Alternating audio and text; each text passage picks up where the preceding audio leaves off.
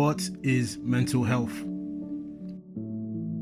Mental health is a state of mental well-being that enables people to cope with the stresses of life, realize their abilities, learn well, work well, and contribute to their community.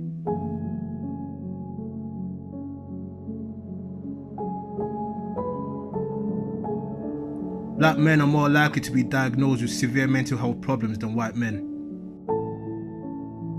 Some of the reasons include racism, cultural barriers, and systematic discrimination.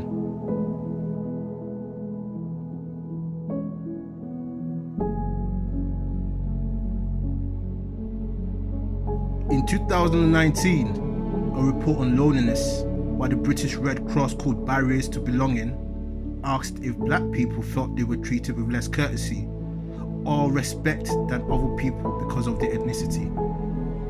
The results were staggering. For black Caribbean people, 61% said they did, followed by 63% of mixed race people and 65% of black African people.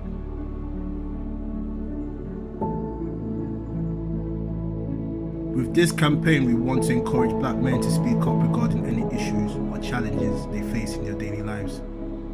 We recognize that talking and opening up is a step to working on our mental health.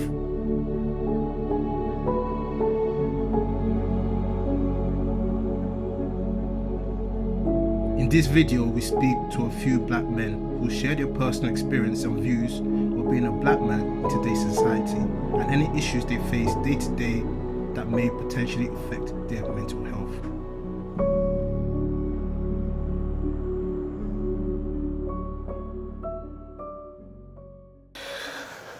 So, my name is Giovanni. I live in Manchester. I'm a dancer / model. Hi guys, my name is Emmanuel. Well, people normally call me Yoruba, British, Big Vibe is my stage name. I'm an administrator officer for the Department of Work and Pensions, and I also MC and host events on weekends. Hi, my name's Natuma Masanka. I'm a professional footballer. I'm from the Manchester area. I grew up in Cheetham Hill, come from a Congolese family. Hey, I'm Sambam, aka The Energy. I currently live in Manchester, but I'm from Ghana. I'm from a Ghanaian background. I'm a host / MC / hype man, whatever you want to call it. And I'm also in the fashion industry as well. My name is Samson Ajayi, and I'm the private chef CEO of Smash Foods. Not really much more to say. My name is Olamide Latif, but people call me Olamide Baron. I'm an entrepreneur and an entertainment executive. Entertainment business is what I do.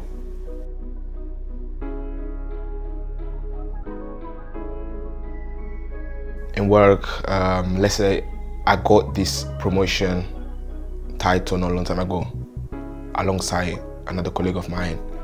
And I've recently noticed that whenever there is something that they don't like at work, they're always trying to put the blame on me indirectly. Like they will go to my boss, because me and my boss, we have like a good relationship here. They might go to him and say this and that, and then he will come to me and tell me, yo, I just keep getting feedbacks and stuff like that. And they will always do it when my other colleague is in holiday. Do you know what I mean? So I just got to, understand that obviously for us it will always be difficult to stand out. For me, I believe the most kind of challenges I face in the society nowadays relating to racism is systemic. Because of the kind of job I do, I'm not really out there. Most of the things I do is relating and rotating around black people mainly. Previously, while I was living outside the UK, for countries like maybe Ukraine, yeah, racism is higher, so it's more pronounced over there, whereby you're being raised and that's it. They're letting you know, yeah, it's because of your skin color and there's nothing you can do about it. I think just day to day, the one that stands out in my head was when I had a match. I think at the time I was at Wrexham, so I must have been probably 19, 20, about 21 even. So this weren't even so long ago, this was probably about 5 years ago. I remember warming up on the side of the pitch, and the game that we was playing in, it was like a derby game, so it was a really passionate game for both sets of fans, and obviously you can imagine drunk football fans and all that type of stuff. So as I was warming up, the opposition team's fans started making monkey sounds. Now normally, in football there's a lot of racism, whether it's like the working place or not on the pitch. There's a lot of racism, there's institutionalised stuff that obviously you know off the pitch and stuff like that.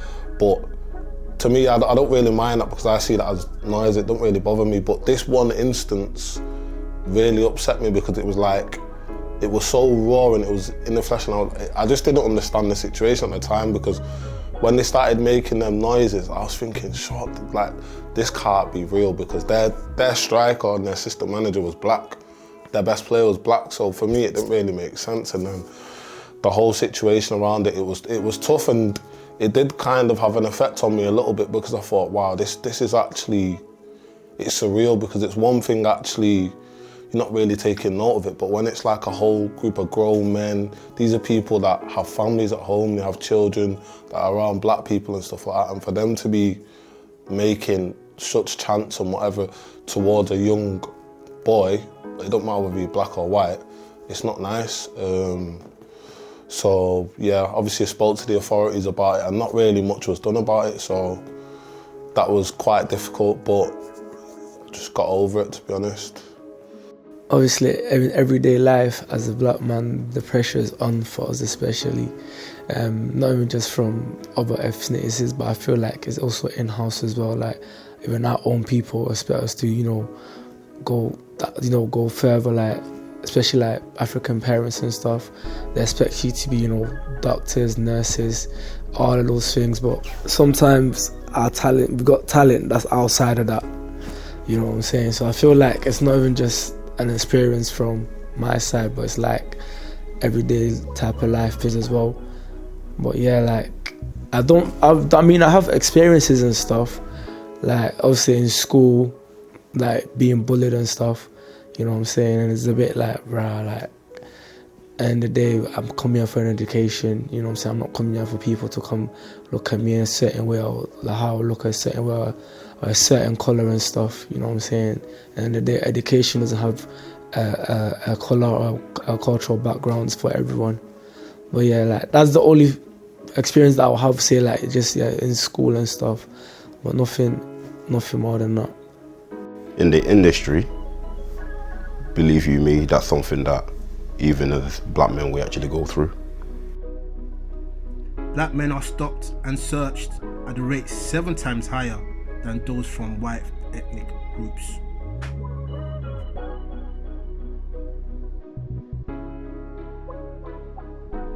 Do you know what the funniest thing is? Literally 2 weeks ago, me and my friend, we actually got stopped by armed police, and they had like the guns and all that pointed at us, and they thought we had a gun. There was they had a complaint that someone in the area was driving the same car, and they had a gun in the car. The only thing that I genuinely believe that saved us is what we was wearing.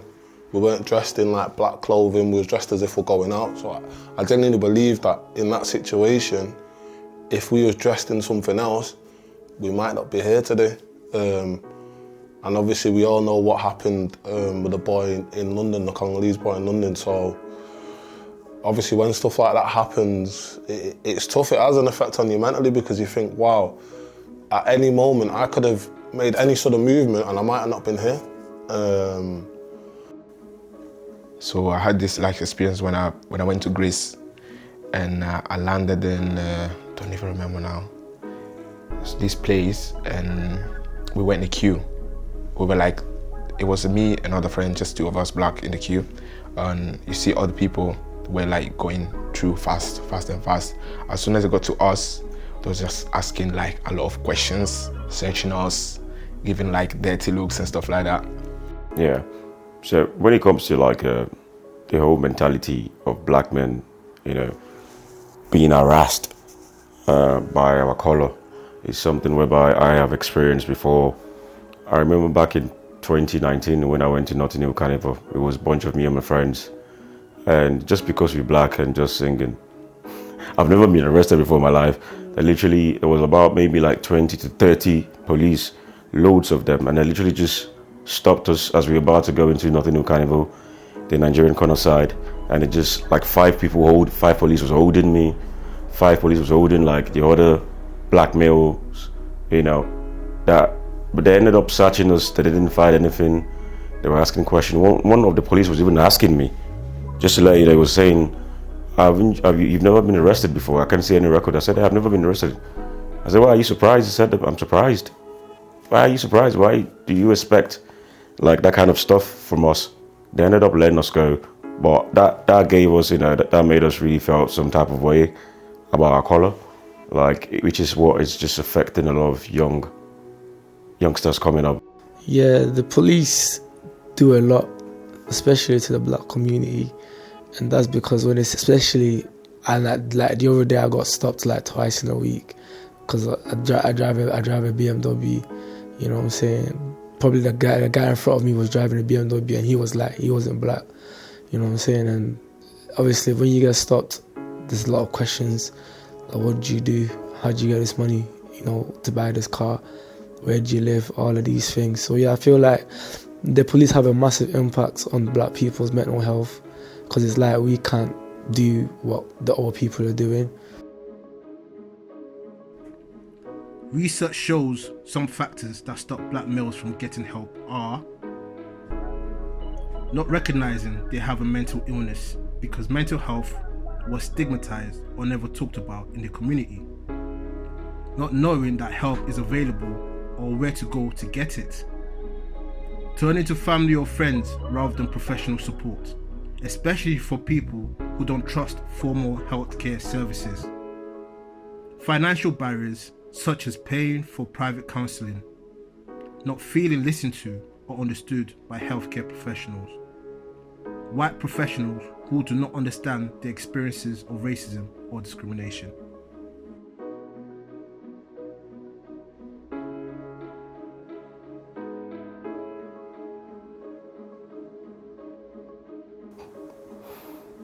One of the reasons why most black men don't really talk about mental health is because we tend to think people might see this as a weakness in us. It's very hard to speak about. There are things whereby females are easily, you know, when it gets to a stage they are able to speak to someone, but women tend to put that masculinity of, I don't want them to see me weak, that kind of stuff. But at the end of the day, this tends to affect us a lot, deep down, speaking from experience. But yeah, it's very deep, you know, it's quite complicated. You're not sure of what you are thinking about, you are lost. And yeah, for men, it's just very hard to speak about, honestly. We deal with things on a daily basis. I'm not even married yet, imagine when I'm married. But yeah, it's just, you know, yeah, that's more like it. They don't take us serious. Like they will just say, oh, they will tell you like 2-3 words and then they will let you off. And it's like you've never been to the consulate to express whatever was bothering you. You can't go to anyone and say, oh, this happened, I feel this way. Not even to your closest friends sometimes, because they will just say, oh, hang on, don't worry, just do you. You see that everything will be fine, everything will change, will get better and stuff like that. So yeah. Yeah, it's so sad, and honestly, it's a situation that should be changed. So as black men, we have this mentality that we're strong and we're capable to handle situations, and we don't break. It's wrong. We break. We break slowly, and it spiral into doing things that we're not supposed to do. So when you're breaking, sometimes you break psychologically and you either turn to alcohol or turn to weed or turn to some bad things that makes you just physically get over what you're going through. I think because predominantly a lot of black men, us black men, like we're proud men first of all, and the other thing of it is that a lot of us, the households that we come from like the generations that we come from. It's like you're a man, so you have to look strong. Like it's hard to kind of think that, oh, I'm gonna go speak to someone about a certain something, because you're just thinking, you've just got to brush all that aside and just get on with whatever you've got to do, because essentially as Africans, the man's seen as a provider. If the man's not providing, he's got no purpose. So when it comes to stuff like mental health and that, I think a lot of men, especially black men, they put their mental health so far behind that it's not even a thing in their head. So if you're having a conversation about mental health with a black man, it's a bit like, why are we talking about this? Like, it don't really matter. I've got things that I've got to do. I've got to provide for my family. I've got to do this. I've got to pay this bill. Your mental health's your last thing in your mind. So, yeah, that's why I think obviously a lot of black men struggle to actually go and seek help for mental health. Because the police don't help.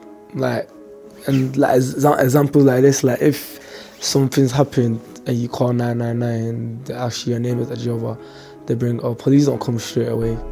You know what I'm saying? It's like, okay, how can we trust these people that are sworn to protect us and that, but they don't even come to the rescue? And when they do come to the rescue, they'll be like, okay, we'll investigate it. Then investigating, that does not happen at all. It doesn't go further at all. So I feel like there's a lot of black, especially black males, like they can't go to anyone for, and also the pressure is on for males, because I feel like we've got that, you know, that male, you know, like superior, like because you're the male, you have to be strong. Do you know what I'm saying? Like you can't cry, you can't do this job, you know what I'm saying? Which is very disappointing, because I mean we have feelings as well. Do you know what I'm saying? And because we don't show it as much as females do, a lot of people take advantage of that. So that's why I feel like males as well don't want to seek that help, because they don't want to look like, you know, I don't even want to swear about the P word. Do you know what I'm saying? And it shouldn't be like that at all. Black men struggle. It's not just about the mental health. We struggle because we don't talk. We struggle because we're a shield. You know, we're locked up. For us to release, it takes a lot. That's the way I kind of see it. And we just go on from day-to-day life and just get up and go. Like, the best way that I see, you know, for a man to come out is to talk. And the only thing that can make you talk or that can help you talk is the person that might be beside you. But for a black man to talk, good luck to you on that one.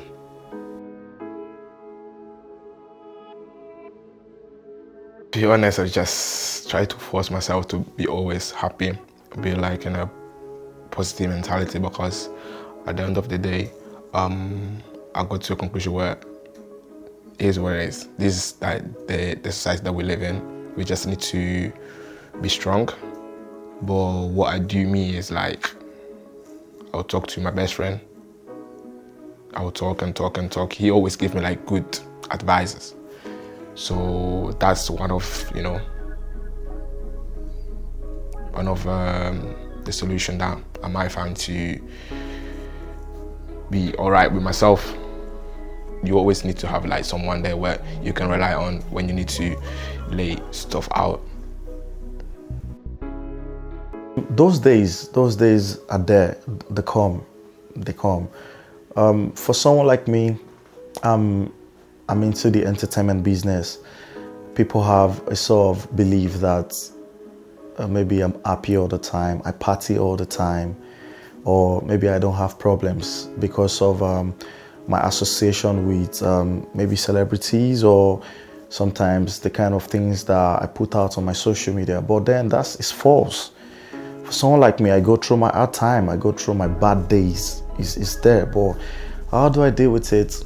I look at my self-worth, and it's what keeps me going, to be honest. So if the bad days comes, as usual, I look at it.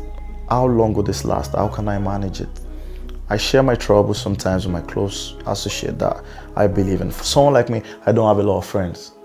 For myself, I have struggled for a couple of years. It all started back in 2020 when the pandemic hit. That really affected. I didn't even know it was going to something to affect, because I was in London then, and that I lost my job with NHS, and that kind of like, you know, a graduate who doesn't have a job, and then you just wonder how you're going to go about your life, and start to think then, you know, but it was hard for me to deal with when it comes to the mental stage. But thankfully, I had a female friend who was able to like actually speak to me. I think everyone who's going through that kind of stuff should probably get, you know, someone who they feel comfortable, who they feel vulnerable with, that would listen, that wouldn't judge them. As long as you can find someone that would listen to you and give you back a good reply at the end of it, and you can then start putting in actions, just a little bit, a little step will help. From there, gradually, I survived it. At football, it's quite easy when you're in the environment. For example, if I'm at training all day, it's okay because you're around people and stuff like that, so you can talk to your teammates. But I think in the past, the way I've dealt with setbacks in football, because I went through a patch where I was just like, I don't know whether this is for me anymore, whether I want to do it anymore. It's tough, like you have so much pressure from being so young, for everyone saying, oh, this kid, he's going to go here, he's going to do this and that. And then when that don't happen, it becomes, oh, he's failed, he's this. And you've not failed in life. It's just a situation where it's just not worked out. There's always something that you can do. So I think the way I seen it, I'm lucky because I have a good group of friends around me, so we can have these sort of discussions. Or if someone sees that someone in the group is kind of struggling, the group will probably have a conversation, and then they'll go speak to that person. So, yeah. I mean, yeah, there's some days where, you know, the depression and anxiety kicks in, you know, like not able to like move forward, and especially in this generation society, you know what I'm saying, like even getting a job as a black male, like as soon as you walk into that place, you looked at, you know, I've got dreads, I've got a gold tooth, I dress a certain type of way, I've got tattoos and stuff. And as soon as you walk in there, oh, here comes a gangster now. You know what I'm saying? And that just, you know, that will definitely knock your confidence. And it's like certain days you don't even want to go in, because it's like they're always monitoring you, always looking, oh, is he gonna, you know, try to rob the place, or, you know, like make noise, all of that, you know what I'm saying? So yeah, it's like there's days like when I wake up and I work in, I'm a host and stuff, so I travel a lot. And obviously there's me and my boy in it, Jesse, and we have an entourage. All of us are black. You know what I'm saying? Like we wear certain type of clothes, we look a certain way. So it's like when we're walking through, like even checking into hotels and stuff, so many questions. We just want a room to stay. We've already paid. You know what I'm saying? But there's so many questions. How many are you? Are you gonna be here overnight? It's unnecessary. You understand? So I feel like, yeah, like there'll be those days like you're thinking like you know, like we're humans and stuff, so why do I have to go through this? For what reason? You know what I'm saying? So yeah, I do get days like that. Yeah, Be Stronger made me feel, obviously I'm a big music lover in it, so I express myself through music, you know, like there's certain words that will move me and motivate me to, like, you know what, let's just go on with it. The best way to cope with that, believe it or not, is to meditate in your own way. You know, to me, I'm not afraid to say I'm a religious person. So whether it's like praying in the morning, whether it's praying every midnight, you know, it's something that I find soothing, something that I believe, it's something that I know that helps me.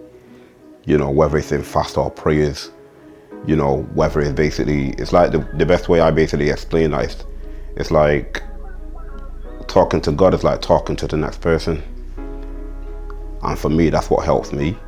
And then also what helps me at the same time is to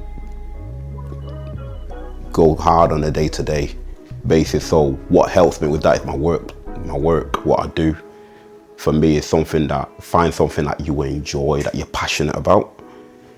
Something that you enjoy, that you're passionate about, and that basically keeps you going, keeps your mind occupied 24/7, you know, whatever it might be. You know, find that niche, whatever it is, you know, that helps you to consistently keep on moving, so you're not overthinking things. I think that also helps.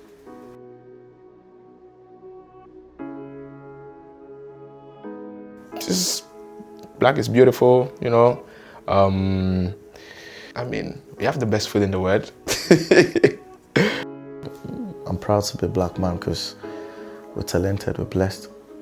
Being a black man is it's a beautiful thing, honestly speaking, man. I feel like we are the most beautiful creation ever.